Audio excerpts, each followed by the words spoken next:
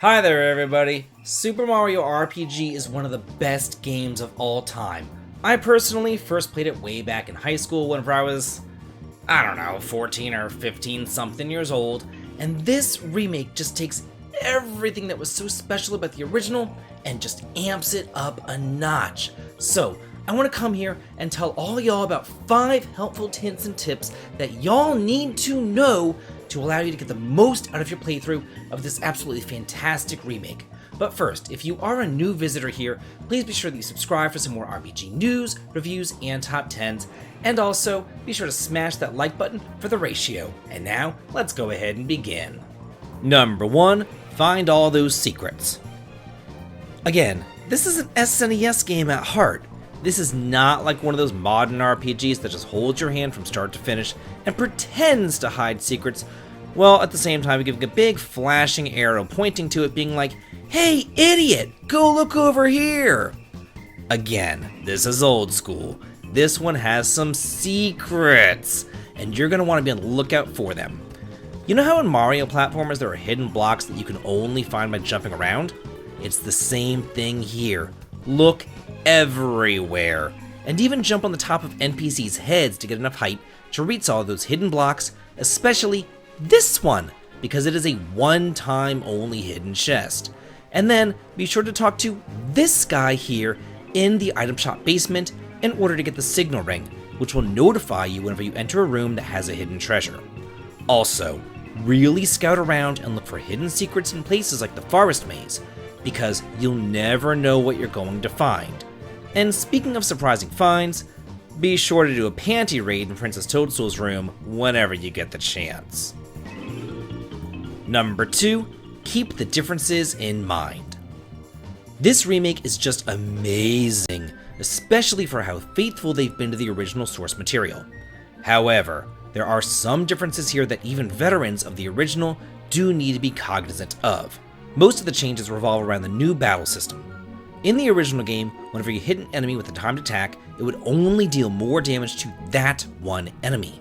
But now, in the remake, whenever you hit that window just right, all of the enemies will be affected by splash damage, making grinding so much less painful. Then, there's the boost meter, and whenever that's full, you'll be able to combine your team together for a devastating triple attack. And let's not forget that you can even switch out your party members on the fly in the heat of battle if needed. Also, again, realize that you can utilize your map for some quick travel if needed. And while all these changes do make an easy game even easier, they also make it an extremely beginner-friendly and accessible RPG, which was always the goal for this series. Number 3, use the level up bonuses. All level up bonuses are not created the same. Each time that you gain a level, you're presented with the opportunity to give your party members a bonus in a particular stat, either their attack and defense, their magical attack and defense, or their HP.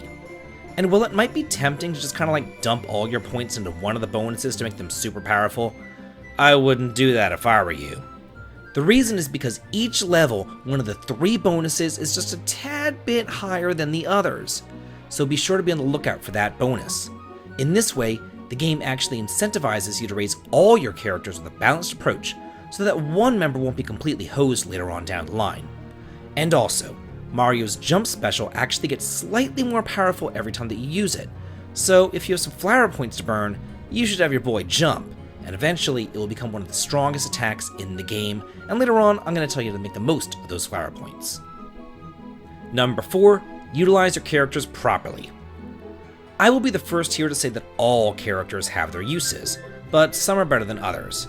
And here, I just want to kind of like give you a brief overview of each character so you can really utilize their strengths to best advantage. Mario, your hero, is the most well-rounded attacker on your team, with great all-round stats, high attack power, and the ability to hit for elemental damage with his jumps as well as fire damage. Mallow is the most magically inclined member of your team, and he's the only one able to hit for 2 different elements, thunder and ice, while also being able to heal. Not only that, his spells hit all enemies and super cheaply too, so don't count that little puffball out. Geno is much more of a glass cannon type of character, with extremely high attack power, but not much defense and HP to back it up. His special moves are devastating as well, able to hit max damage, and he can buff up your team members. Though his survivability is low, he does add a ton of value to your team.